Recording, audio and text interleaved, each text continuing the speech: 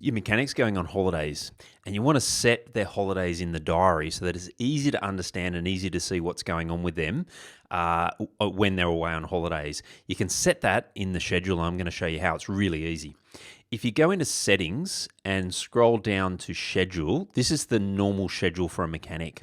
What we're going to do is if you click on the star action up the top, there's this set unavailable times. This is where you can go through and set the unavailable times for a mechanic.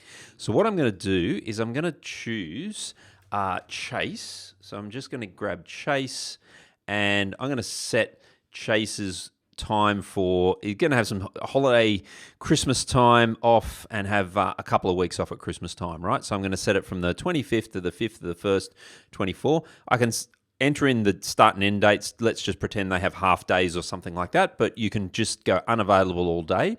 And what this does is this says part of the selected times is outside the mechanic's schedule, automatically adjusted that for you. That basically just means the days that they're not working, such as weekends.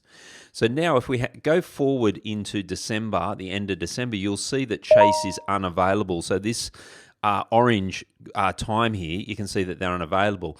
If you jump then into the booking diary and have a look at the booking diary for, say, the 29th of December, you'll see that Chase here is unavailable, right? Unavailable all day. And if we scroll through the different days, this is the weekend, so not working on the weekend, back to Monday, unavailable, and so on. So makes it really, really simple for you to see exactly what's going on, and you can set this up, as you see, just takes about 30 seconds to do. So hope that helps.